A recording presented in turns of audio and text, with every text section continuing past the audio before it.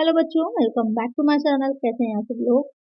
जैसे कि अभी आप लोग का जो एनवीएस में जिन बच्चों ने फॉर्म फिल किया था नॉन टीचिंग पोस्ट के लिए, उसके लिए आप लोग की एग्जाम शेड्यूल आ गया है कि कब आपका पेपर है। तो उसमें ऑडिट असिस्टेंट में जिन बच्चों ने फॉर्म फिल किया है तो उनका क्या सिलेबस रहने वाला है और उनका एग्जाम कब होगा, ये प्रीवियस वीडियो में मैंने डिस्कस किया है।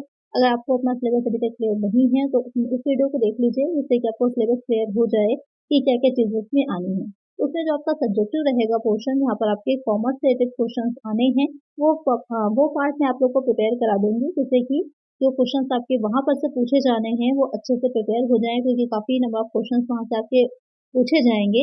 तो अच्छे से वो आपके क्लियर हो जाएं और वो क्वेश्चंस आपके गलत ना हो। तो आज से वो सीरीज स्टार्ट हो रही है, जिसमें कि हम स्टार्टिंग से बेसिक जो उसका है, जहाँ पर आपको इंट्रोडक्शन टू अकाउंटिंग से रिलेटेड आ जाता है, जहाँ से शुरुआत हो रही है, वहां से मैं क्वेश्चंस आप लोग के लेकर के आऊंगी, जिससे कि आप इसमें तैयारी कर सकें। अच्छा, इसमें आपको अगर क्लासेस की वीडियो चाहिए है तो यहाँ पर पहले से ही मैंने अपलोड करके करी हुई है। ये हमारे अकाउंटेंट की वीडियोस को आप देख सकते हैं क्लासेस की। वहाँ पे पूरा ही सिलेबस आपको एज इट इज मिल जाएगा। तो इसमें आप अपनी थ्योरी पोर्शन भी पढ़ सकते हैं। उसके बाद यहाँ पर से जो मैंने क्वेश्चन आप लोग को प्रैक्टिस क्वेश्चन लेकर के आ रही हूँ, उनको सॉल्व करिएगा। तो आपकी दोनों ही तरह से अच्छे से तैयारी हो जाएगी। वो वीडियो आप उन वीडियोस का लिंक आपको इस वीडियो के डिस्क्रिप्शन में मिल जाएगा, तो वहां से आप चेक कर सकते हैं। तो आइए शुरू करते हैं इस नई सीरीज को और अच्छे से प्रिपरेशन करते हैं इस एग्जाम के लिए। लेकिन आपको रेगुलर वीडियोस मिलती रहें, इसके लिए आपको चैनल को सब्सक्राइब जरूर से कर लेना है और फ्रेंड्स का वीडियो को शेयर भी कर देना ज्यादा से ज्यादा। और वीडियो अच्छी लगेगी लाइक कर दीजिएगा। चलिए शुरू करते हैं और फर्स्ट क्वेश्चन लेते हैं। फर्स्ट क्वेश्चन है, which of the following best defines accounting. निम्नलिखित में से कौन सा लेखांकन की सबसे अच्छी तरह से परिभाषित करता है। मीन्स कहने का ये है कि यहाँ पर आपको बताया गया है लेखांकन के बारे में, अकाउंटिंग के बारे में। आपको ये बताना है कि सबसे अच्छी तरह से क्या डिफिनेशन हो सकती है अकाउंटिंग की। The process of selling goods and services to customers, the process of recording, classifying and summarizing financial transactions, the process of advertising products to increase sale, the process of managing human resource in a company।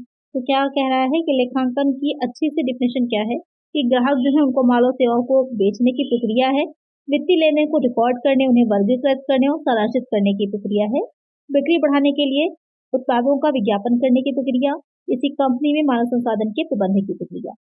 तो यहाँ पर वो लेन then, वो transaction जो financial nature के होते हैं, वित्तीय लेन देन होते हैं, उनको रिकॉर्ड करना, वर्गीकृत करना और सारांश करने का काम किया जाता है।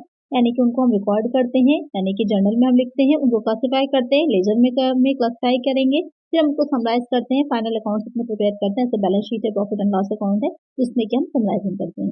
तो ये काम होता है अकाउंटिंग का। तो बेस्ट जो डिफाइन कर रहा है वो आपका ऑप्शन बी हो जाएगा। तो एक आंसर हो जाएगा हमारा ऑप्शन बी, कि फाइनेंशियल ट्रांजेक्शन को रिकॉर्ड करना, क्लासिफाई करना और समराइज करना ही अकाउंटिंग का मेन काम होता है। एक आंसर हो जाएगा यहाँ पर ऑप्शन बी। चलिए नेक्स्ट क्वेश्चन लेते हैं। नेक्स्ट क्वेश्चन है, which is the last step of accounting as a process of information. सूचना की प्रक्रिया के रूप में लेखांकन का अंतिम चरण कौन सा है। खातों की पुस्तकों में डेटा रिकॉर्ड करना, वित्तीय विवरणों का सारांश तैयार करना, सूचना का संचार, सूचना का विश्लेषण और व्याख्या। बहुत ही अच्छा और इम्पोर्टेंट क्वेश्चन है ये क्वेश्चन आपसे पूछ रहा है कि जब हम लेखांकन का काम करते हैं तो उसकी एक प्रोसेस होती है पूरी, उस प्रोसेस का लास्ट स्टेप क्या होता है, ये क्वेश्चन कह रहा है। तो अभी प्रीवियस क्वेश्चन में आपने देखा ही, वहाँ पर क्या कर रहे थे हम, जो फाइनेंशियल ट्रांजेक्शन हो रहे थे उनको हम रिकॉर्ड कर रहे थे, उनका लेखा करेंगे जो कि हम जर्नल में रखेंगे, रिकॉर्ड कर रहे थे। उसके बाद उसको हम क्या कर रहे थे, क्लासिफाई कर रहे थे। तो रिकॉर्ड करने का काम जो होता है हमारा, वो हो जाएगा आपका जर्नल में हम रिकॉर्ड करते हैं, जर्नल बनाते हैं, उसकी सब्सिडरी बुक तैयार करते हैं जर्नल की। तो इसकी सब्सिडरी जो बुक्स होती हैं, जिसमें कि आपकी कौन सी बुक्स आ जाती हैं, जैसे कि आपकी है सेल्स बुक हो जाएगी, परचेज बुक हो जाती है, ये सारी चीजें हम रखते हैं। क्लासिफाई करते हैं, क्लासिफाई में क्या हो जाता है, क्लासिफाई में हम बनाते हैं लेजर जो है हमारा, कि अलग अलग जितने भी हमारे अकाउंट्स होते हैं उनको हम अलग अलग क्लासिफाई करते हैं, वर्गीकृत करते हैं। क्लासिफाई करने के बाद हम क्या करते हैं, ट्रायल बैलेंस बनाते हैं, जिससे कि हम ये भी देखते हैं कि जो हमने लेखे रखे हो सही है या नहीं है। ट्रायल बैलेंस तैयार किया जाता है। उसके बाद हम उसको फाइनल अकाउंट्स तैयार करते हैं। ये सब काम करने के बाद हम क्या करते हैं, उनका जो फाइनल अकाउंट्स हमने प्रिपेयर कर लिए होते हैं उनका एनालिसिस किया जाता है। और सबसे लास्ट का काम हो जाता है एनालिसिस करने के बाद, कि हमने एनालिसिस कर लिया। एनालिसिस करने के बाद हम उसकी जो भी हमने आंकड़े रखे हैं या बनाए हैं अभी तक जो हमने प्रोसेस करी है, उसको जो लोग जो व्यक्ति इन्फॉर्मेशन चाहिए होती है, जिनको ज़रूरत है, जिनको आगे निर्णय लेना, डिसीजन मेकिंग का काम करना है, उन तक जो सूचनाएं होती हैं उनको कम्युनिकेशन करना। तो सबसे लास्ट वाला प्रोसेस अगर कहा जाए कि प्रोसेस में सबसे लास्ट कदम क्या होता है, तो होता है कम्युनिकेशन का। कम्युनिकेट करते हैं हम, सूचनाओं का संवहन करते हैं। तो यहाँ पर लास्ट स्टेप क्या होगा, कम्युनिकेशन ऑफ इंफॉर्मेशन, सूचना का संचार। ये हो जाएगा सबसे लास्ट स्टेप। तो अब आपको समझ में आ गया होगा कि क्या पूरा स्टेप होते हैं या क्या प्रोसेस पूरी होती है जो अकाउंटिंग का हम काम करते हैं उसकी। बहुत अच्छे से इसको समझ लीजिए। एक एक चीज पूछी जा सकती है। अगर कहा जाए कि रिकॉर्ड किसमें करते हैं तो आपका जर्नल हो गया, क्लासिफाई किसमें करते हैं, लेजर हो गया, उसके बाद हम मिलान करते हैं वो आपका ट्रायल बैलेंस हो गया। फिर हम फाइनल अकाउंट पर ट्रायल बैलेंस के बाद एक और चीज आती है, एडजस्टमेंट एंट्रीज भी की जाती हैं कि अगर कुछ छूट गया है या जैसे बैड डेप्ट है, बैड डेप्ट अगर अब आपका बाद में रिकवर हो रहा है, पहले था कि नहीं मिलेगा लेकिन अगर रिकवरी हो गई तो वहां पर हमें एडजस्टमेंट एंट्रीज करनी पड़ जाती हैं, तो आप एडजस्टमेंट एंट्रीज करते हैं। फिर हम अपने फाइनल अकाउंट्स तैयार करते हैं। फाइनल अकाउंट्स में क्या होता है, ट्रेडिंग अकाउंट आएगा, प्रॉफिट एंड लॉस अकाउंट आएगा और बैलेंस शीट आ जाती है। उसको एनालिसिस करते हैं, फिर हम कम्युनिकेशन करते हैं। सबसे लास्ट स्टेप हो जाएगा कम्युनिकेशन ऑफ इन्फॉर्मेशन। इसमें आपके बहुत से क्वेश्चन क्लियर हो गए, इसको अच्छे से समझिएगा। बहुत से क्वेश्चन आपके क्लियर हो जाएंगे। कोई भी क्वेश्चन यहाँ से पूछता है तो आप आसानी से इसका आंसर दे पाएंगे। एक आंसर होगा ऑप्शन सी। चलिए नेक्स्ट क्वेश्चन पे चलते हैं। नेक्स्ट क्वेश्चन है यहाँ पर, the art of recording all business transaction in a systematic manner in a set of book is called. पुस्तकों के एक सेट में व्यवस्थित तरीके से सभी व्यावसायिक लेन देन को रिकॉर्ड करने की कला को कहा जाता है। अभी मैंने ये बात आपको समझाई थी कि सारी चीजों को रिकॉर्ड करने की बात कही जा रही है, तो वो स्टेप क्या कहलाती है। अब यहाँ से बहुत अच्छा क्वेश्चन निकल करके आ रहा है, ध्यान से समझिएगा। लेखांकन कहते हैं, बही खाता कहते हैं, खाता बही कहते हैं, इनमें से कोई नहीं। तो यहाँ पर accounting, book keeping, ledger, none of these. तो यहाँ पर जो कह रहा है कि हम रिकॉर्ड कर रहे हैं, पहला काम है कि रिकॉर्ड कर रहे हैं। तो जितने भी व्यवसायिक लेन देन का रिकॉर्ड कर रहे हैं उसकी जो आर्ट है या वो कला है या वो बुक है वो क्या कहलाती है, उसे हम बुक कीपिंग कहते हैं। इसको हिंदी में पुस्तपालन भी कहा जाता है, ध्यान में रखिएगा, पुस्तपालन भी लिखा हो सकता है। तो आपका जो स्टार्टिंग का काम होता है, यानी कि जब हम जर्नल बना रहे हैं या फिर हम जब अकाउंटिंग का जर्नल बना रहे हैं या फिर जब हम उसके साथ लेजर प्रिपेयर कर रहे हैं, तो वहां तक का काम जो होता है आपका पुस्तपालन कहलाता है, बुक कीपिंग में आता है। उसके बाद जो काम होता है वो अकाउंटिंग कहलाता है। ये आपने पढ़ा भी होगा ग्रेजुएशन में, अपने बीकॉम की बुक्स में आपने फाइनेंशियल अकाउंटिंग में पढ़ा होगा कि पुस्तपालन के बाद होता है लेखांकन का काम। यानी कि कह सकते हैं कि accounting start from where the book keeping ends. जहाँ पर बुक कीपिंग एंड होती है वहां से हमारी अकाउंटिंग स्टार्ट होती है। इस तरह का क्वेश्चन आपने पढ़ा होगा, पूछा भी जाता था एग्जाम में। यहाँ पर एक आंसर हो जाएगा ऑप्शन बी। चलिए नेक्स्ट क्वेश्चन देखते हैं। नेक्स्ट क्वेश्चन है, which qualitative characteristics of accounting information is reflected when accounting information is clearly presented। लेखांकन जानकारी की कौन सी गुणात्मक विशेषताएं तब परिलक्षित होती हैं जब लेखांकन जानकारी स्पष्ट रूप से प्रस्तुत की जाती है। बोधगम्यता, प्रासंगिकता, तुलनीयता, विश्वसनीयता। तो क्वेश्चन यहाँ पे क्या कह रहा है कि लेखांकन जानकारी की कौन सी गुणात्मक विशेषताएं। हर चीज में दो तरह की आपको क्वालिटीज देखने को मिलती हैं, एक होती है मात्रात्मक क्वांटिटेटिव, एक होती है गुणात्मक क्वालिटेटिव।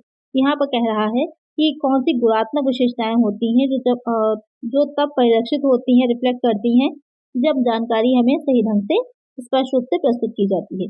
तो कौन सी हो जाएगी, ये क्वेश्चन कह रहा है यहाँ पर। तो हो जाती है आपकी बोधगम्यता, अंडरस्टैंडेबिलिटी। अगर ढंग से सही तरह से आपके पास इंफॉर्मेशन को प्रस्तुत किया जाएगा तो आप आसानी से उसको समझ पाएंगे, अंडरस्टैंडेबल होगी। अदरवाइज वो आपकी समझ में नहीं आएगी। अलग अलग क्लासिफाई नहीं करे गए, ढंग से जर्नल नहीं प्रिपेयर किया गया, डेट्स आगे पीछे कर दी गई, तो वहाँ पर आपको मुश्किल होगा। कुछ भी अगर आप ढूंढ रहे हैं, मिलान कर रहे हैं, या बाद में ऑडिटिंग का काम होता है, तो ऑडिटिंग में क्या होता है, सारे खातों को जांची तो की जाती है ना, सारे अकाउंट्स की जांच की जाती है। अगर आपने सही ढंग से नहीं रखी है तो वहाँ पर जांच करना भी पॉसिबल नहीं होगा। तो यहाँ पर का एक आंसर क्या हो जाएगा, ऑप्शन ए हो जाएगा। चलिए नेक्स्ट क्वेश्चन है,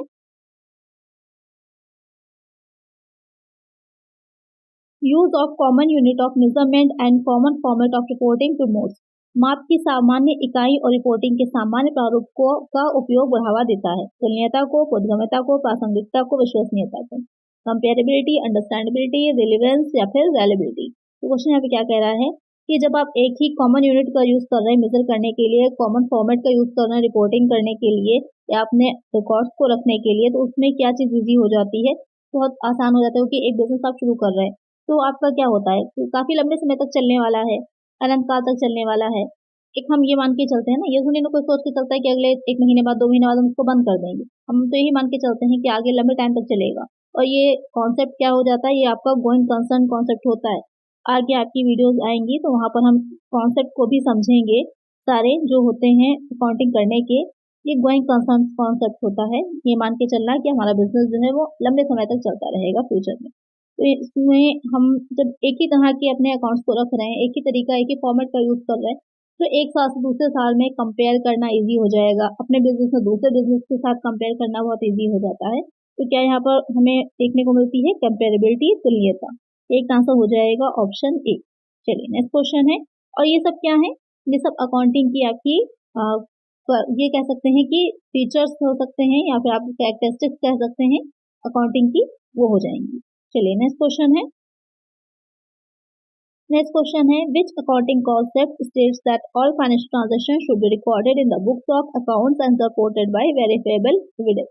कौन सी लेखांकन धारणा कहती है कि सभी वित्तीय लेन देन को खातों की पुस्तकों में दर्ज किया जाना चाहिए और सत्यापन योग्य साक्ष्य द्वारा समर्थित होना चाहिए? लागत अवधारणा, धनमाप अवधारणा, रूढ़िवादी या फिर सत्यापन अवधारणा? तो यहाँ पर क्वेश्चन आपसे कह रहा है कि अकाउंटिंग कॉन्सेप्ट, जैसे कि प्रीवियस क्वेश्चन में मैं बात कर ही रही थी आपसे कि कुछ कॉन्सेप्ट है जिनके बेस पर अकाउंटिंग की जाती है। यहाँ पर पूछा गया है कि वो कौन सा अकाउंटिंग कॉन्सेप्ट होगा जिसके अकॉर्डिंग आपको जितने भी फाइनेंशियल ट्रांजेक्शन आप कर रहे हैं उनका रिकॉर्ड आप रखेंगे और किस बेस पर रखेंगे, जो उससे रिलेटेड आपको साक्ष्य मिल रहे हैं। साक्ष्य क्या हो जाएंगे, एविडेंस क्या होते हैं, तो एविडेंस हो जाते हैं जैसे कि आप मार्केट से कुछ भी परचेस करके लाते हैं, खरीद के लाते हैं, तो वहाँ पर आपको साथ में रिसिप्ट मिलती है। तो रिसिप्ट जो होती है, या आपने फॉर्म फिल किया था तो वहाँ पर पेमेंट किया तो उसकी रिसिप्ट आपको मिली होगी, तो वो रिसिप्ट क्या होती है, आपके लिए प्रूफ है कि आपने पेमेंट कर दिया है। तो सेम ऐसा ही रहता है बिजनेस के लिए भी। तो उन रिसिप्ट के बेसिस पर ही हमको अपने ट्रांजेक्शन जो हमने किए होते हैं उनका रिकॉर्ड रखना होता है। और कॉमर्स की भाषा में कहें तो उसे हम वाउचर्स कहते हैं। जो एविडेंस क्या कहलाते हैं, प्रमाणक या फिर वाउचर्स कहलाते हैं। तो ये कौन सी आपकी कॉन्सेप्ट में आता है, ये हो जाता है वेरिफिबिलिटी कॉन्सेप्ट, यानी कि सत्यापन अवधारणा, जिससे कि आप बाद में उसको वेरीफाई कर सकें। जब ऑडिटिंग का काम होता है वहां पर उन्हीं साक्ष्यों से, उन्हीं जो एविडेंस होते हैं, वाउचर्स होते हैं, उनसे हम मिलान करते हैं, देखते हैं कि जो अकाउंट्स रखे गए हैं वो सही है या नहीं, जो राशि है, अमाउंट है, सही लिखा गया है या नहीं लिखा गया, तो उन्हीं के बेसिस पे किया जाता है। तो एक आंसर हो जाएगा ऑप्शन डी। चलिए नेक्स्ट क्वेश्चन लेते हैं। नेक्स्ट क्वेश्चन है, if a trial balance totals do not agree the difference must be entered in. यदि प्रेक्षक संतुलन या तलपट के योग सहमत नहीं है तो अंतर को दर्ज किया जाना चाहिए। लाभ और हानि खाते में, नाम मात्र खाते में, पूंजी खाते में, सस्पेंस खाते में। क्वेश्चन यहाँ पर कह रहा है कि जो ट्रायल बैलेंस आप बनाते हैं, जब हम ट्रायल बैलेंस को बना रहे हैं तो वहां पर डेबिट और क्रेडिट दो साइड होते हैं आपके ट्रायल बैलेंस के। एक डेबिट हो जाता है, दूसरा क्रेडिट हो जाता है। तो दोनों साइड इक्वल होने चाहिए, डिफरेंस नहीं होना चाहिए। और ट्रायल बैलेंस किससे बनता है, जो ट्रायल बैलेंस होता है वो आपका लेजर में जो बैलेंस निकल करके आता है अकाउंट्स का, उससे हम ट्रायल बैलेंस को प्रिपेयर करते हैं। तो अगर दोनों साइड हमारे इक्वल नहीं आ रहे हैं तो डिफरेंस को कहाँ लेकर जाएंगे हम, तो डिफरेंस जो होता है उसे हम सस्पेंस अकाउंट में ट्रांसफर कर देते हैं। संदेह खाता जो होता है, जो सस्पेंस अकाउंट हम प्रिपेयर करते हैं उसमें ट्रांसफर कर दिया जाता है और इस सस्पेंस अकाउंट को हम बैलेंस शीट में दिखाते हैं। तो राइट आंसर यहाँ पर क्या हो जाएगा, ऑप्शन डी। वैसे तो दोनों साइड इक्वल होने चाहिए, अगर नहीं होते हैं तो वहां पर डिफरेंस सस्पेंस अकाउंट में ही जाता है। एक आंसर है ऑप्शन डी। चलिए नेक्स्ट क्वेश्चन है, the paper containing the evidence of payment is called. भुगतान के साक्ष्य वाले कागज को कहा जाता है? Debit voucher, debit note, credit voucher. तो क्वेश्चन क्या कह रहा है, वो पेपर जो है वो या फिर वो डॉक्यूमेंट जो एविडेंस है कि आपने पेमेंट किया है, भुगतान किया है, उसे क्या कहा जाता है, वो आपका डेबिट वाउचर कहलाता है। एक आंसर क्या हो जाएगा, ऑप्शन ए हो जाएगा। चलिए नेक्स्ट क्वेश्चन लेते हैं, long term assets without any physical existence but possessing a value are called. बिना किसी भौतिक अस्तित्व के दीर्घकालिक संपत्ति लेकिन मूल्य रखने वाली संपत्ति कहलाती है। यानी कि एक ऐसी संपत्ति है तो लॉन्ग टर्म तो है, लॉन्ग टर्म एसेट है, लेकिन जो आप देख नहीं सकते, फिजिकली अवेलेबल नहीं, एग्जिस्ट नहीं करती है, तो लेकिन उसकी वैल्यू होती है। तो वो संपत्ति क्या है, अमूर्त है, अचल, चालू संपत्ति, निवेश। Intangible asset, fixed asset, current asset, investment. तो यहाँ पर वो एसेट्स जो कि फिजिकली एग्जिस्ट नहीं करती लेकिन उनकी वैल्यू होती है, लॉन्ग टर्म होती है, तो आपकी इंटेंगिबल एसेट कहलाती है, अमूर्त संपत्ति। जैसे कि गुडविल हो जाएगी, गुडविल या फिर ख्याति जो होती है वो आपकी इंटेंगिबल एसेट होती है। करेक्ट आंसर हो जाएगा हमारा ऑप्शन ए। करेक्ट आंसर हो जाएगा हमारा ऑप्शन ए। चलिए नेक्स्ट क्वेश्चन लेते हैं।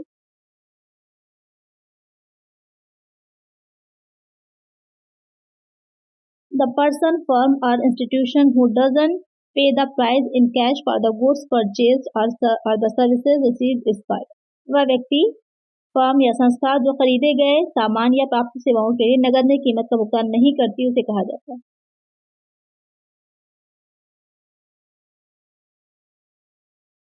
लेनदार, मालिक, देनदार, इनमें से कोई नहीं। क्वेश्चन क्या कह रहा है यहाँ पर कि कोई पर्सन है, फर्म है या इंस्टीट्यूशन है जो कि किसी भी तरह के गुड्स को या फिर सर्विसेज को परचेज कर रही है, खरीद रही है, और वो आपको नगद में कैश पे पेमेंट नहीं कर रही है, तो उसे आप क्या कहेंगे, या वो आपके बिजनेस में क्या है? क्रेडिटर है, प्रोप्राइटर है, डेबिटर है, या फिर नन ऑफ दिस। तो आपका डेटर हो जाता है और उसे आप कहाँ दिखाते हैं, जो आपका बैलेंस शीट में एसेट साइड का कॉलम है वहां पर उसको हम दिखाते हैं। तो और ये किस तरह की एसेट होती है, ये आपकी करेंट एसेट होती है, चालू संपत्ति होती है, जो डेटर्स होते हैं।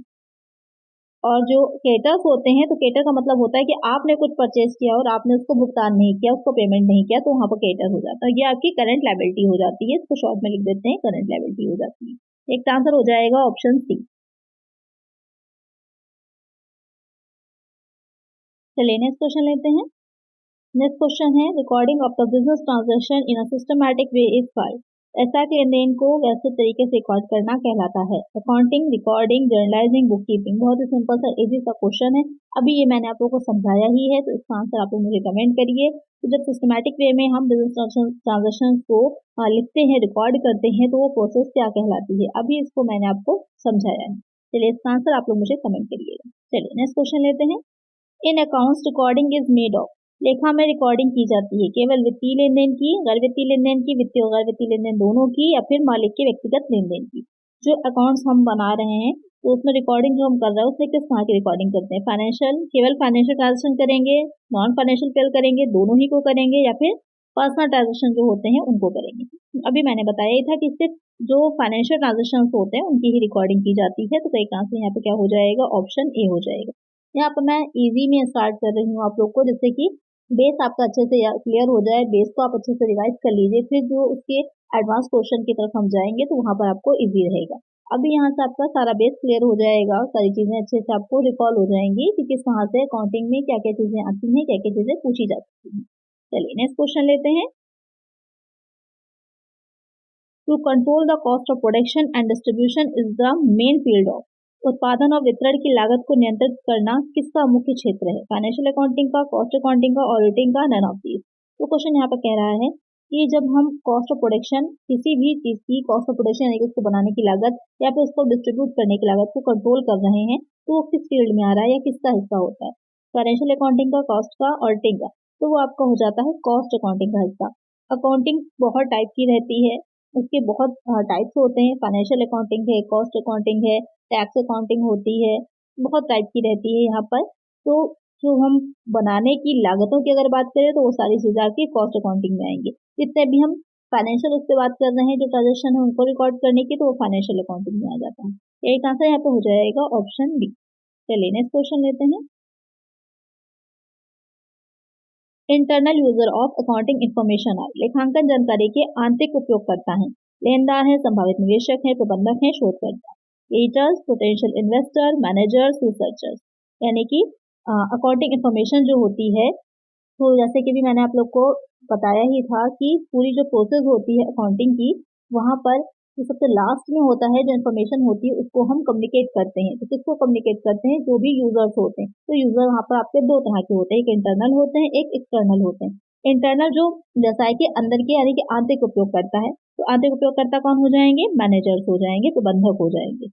एक आंसर क्या हो जाएगा? ऑप्शन सी हो जाएगा। और एक्सटर्नल की बात करें तो क्रेडिटर्स हो जाएंगे, पोटेंशियल इन्वेस्टर्स यानी कि जो अभी इन्वेस्टर नहीं है लेकिन भविष्य में इन्वेस्टर बन सकते हैं, या फिर जो रिसर्च कर रहे हैं। ये आपके तीनों एक्सटर्नल हैं, और मैनेजर जो है वो इंटरनल हो जाएगा। तो एक आंसर हो जाएगा ऑप्शन सी। चलिए नेक्स्ट क्वेश्चन है। Cash goods or asset invested by the proprietor in the business for earning profit is called. Dash द्वारा निवेशित नकदी, माल या संपत्ति व्यवसाय में लाभ कमाने के लिए स्वामी द्वारा किया गया निवेश कहलाता है। लाभ, पूंजी, अचल संपत्ति इनमें से कोई नहीं। यानी कि जो भी बिजनेस का ओनर होता है, स्वामी होता है, वो कोई कैश है, गुड्स है या फिर किसी एसेट को अगर इन्वेस्ट कर रहा है बिजनेस में, तो वो चीज क्या कहलाती है? प्रॉफिट कहलाती है, कैपिटल होती है, फिक्स एसेट होती है, फिर इनमें से कोई नहीं, तो उसे हम कैपिटल कहते हैं। जो भी स्वामी द्वारा लगाया जा रहा है, चाहे वो कैश हो, गुड्स हो, कोई एसेट लाई जा रही हो, वो सब आपकी कैपिटल में काउंट होती है। तो एक आंसर हो जाएगा यहाँ पर ऑप्शन बी। चलिए नेक्स्ट क्वेश्चन है, which of the following is not a limitation of accounting? निम्नलिखित में से कौन लेखांकन की सीमा नहीं है? लेखांकन सम्मेलन के आधार पर कानूनी मामलों में साक्ष्य, अधूरी जानकारी, गुणात्मक जानकारी का लोप। यहाँ पर क्वेश्चन क्या कह रहा है कि क्या अकाउंटिंग की लिमिटेशंस नहीं है? Based on accounting convention, evidence in legal matters, incomplete information, omission of qualitative information. तो यहाँ पर बाकी की तीन जो होंगी, कोई वो लिमिटेशन होंगी, कोई एक लिमिटेशन नहीं होगी। तो क्लियरली हमको दिख रहा है कि एविडेंस इन लीगल मैटर, ये उसकी एक विशेषता होती है, उसका एक गुण होता है कि इसको हम जो भी अकॉर्डिंग हमने रखी है, इसको हम एक अपने लीगल एविडेंस के तौर पर यूज कर सकते हैं। लेकिन बाकी तीनों पॉइंट जो है वो लिमिटेशन होती है। तो एक तरह से क्या हो जाएगा? ऑप्शन बी हो जाएगा। चलिए नेक्स्ट क्वेश्चन है, the Pioneer of accounting is, लेखांकन के अग्रदूत हैं आर्थर फील्डहाउस, गिटमैन, विलियम पिकस, लुकस पैसियोली। यहाँ पर क्वेश्चन कहने का मतलब ये है कि लेखांकन की शुरुआत किसने की थी, या फिर फादर ऑफ भी कह सकते हैं कि फादर कौन है लेखांकन का, तो कौन है वहाँ पर? लुकस पैसियोली हो जाएंगे, सभी को पता है। बहुत ही सिंपल सा क्वेश्चन है ये। लुकस पैसियोली नहीं, जो आपकी अकाउंटिंग है या लेखांकन है या फिर बही खाता प्रणाली कहिए या फिर कह सकते हैं डबल एंट्री सिस्टम की शुरुआत करी थी। तो एक आंसर क्या हो जाएगा हमारा? ऑप्शन डी हो जाएगा। कब करी थी? तो 1494 में की थी, 1494 में। चलिए नेक्स्ट क्वेश्चन है, द सप्लाई ऑफ गुड्स और services in exchange of money between two parties is known as. दो पक्षों के बीच पैसे की या मुद्रा के बदले में वस्तुओं सेवाओं की आपूर्ति को कहा जाता है। माल लेन देन, सेवा लेन देन, व्यावसायिक लेन देन, क्रेडिट लेन देन। तो क्वेश्चन यहाँ पे क्या कह रहा है कि दो पक्ष हैं, उनके बीच में जो सर्विसेज हैं, गुड्स हैं, उनका मनी के बदले में एक्सचेंज अगर कर रहे हैं तो वो क्या कहलाएगा? तो आपको बिजनेस ट्रांजेक्शन कहलाता है, व्यावसायिक लेन देन कहलाता है। तो इसी बिजनेस ट्रांजेक्शन को ही आप रिकॉर्ड करते हैं, इसी पर ही पूरी बुककीपिंग रिकॉर्डिंग आपकी डिपेंड करती है। एक आंसर हो जाएगा ऑप्शन सी। चलिए next question, management accounting provides valuable services to management in performing. प्रबंधन लेखांकन प्रबंधन को निष्पादित करने में मूल्यवान सेवाएं प्रदान करता है। सभी प्रबंधन कार्य, नियंत्रण कार्य, समन्वय प्रबंधन कार्य इनमें से कोई नहीं। क्वेश्चन क्या कह रहा है कि मैनेजमेंट अकाउंटिंग, जैसे मैंने भी बताया था बहुत से टाइप होते हैं, उसी में से एक टाइप आपका मैनेजमेंट अकाउंटिंग भी है। तो ये प्रोवाइड्स जो है वैल्यूएबल सर्विसेज टू मैनेजमेंट, ये मैनेजमेंट को कुछ वैल्यूएबल सर्विसेज को परफॉर्म करने के लिए प्रोवाइड कराता है। तो क्या चीज होती है? तो ऑल मैनेजमेंट फंक्शन, मतलब कहने का ये है कि प्रबंधन को जो भी सुविधाएं दी जा रही हैं वो सारे प्रबंधन के कार्य प्रोवाइड कराने के लिए दी जाती हैं, जिससे कि वो अच्छे ढंग से अपने मैनेजमेंट के काम को देख सके। तो एक आंसर हो जाएगा ऑप्शन ए। चलिए नेक्स्ट क्वेश्चन है, डिस्काउंट रिसीव्स आर, प्राप्त छूट है, यानी कि अगर आपको किसी तरह की कोई छूट मिल गई है, जैसे कि आपने कोई भी गुड्स को या फिर रॉ मटेरियल को परचेज किया मार्केट से, तो वहां पर आपको अगर डिस्काउंट मिला तो वो क्या है? विक्रेता द्वारा माल के खरीदार को दी गई छूट, जब हम नकद प्राप्त करते हैं तो कटौती की जाती है, जब हम माल बेचते हैं तो हमारे द्वारा दी जाती है क्रेडिट, इनमें से कोई नहीं।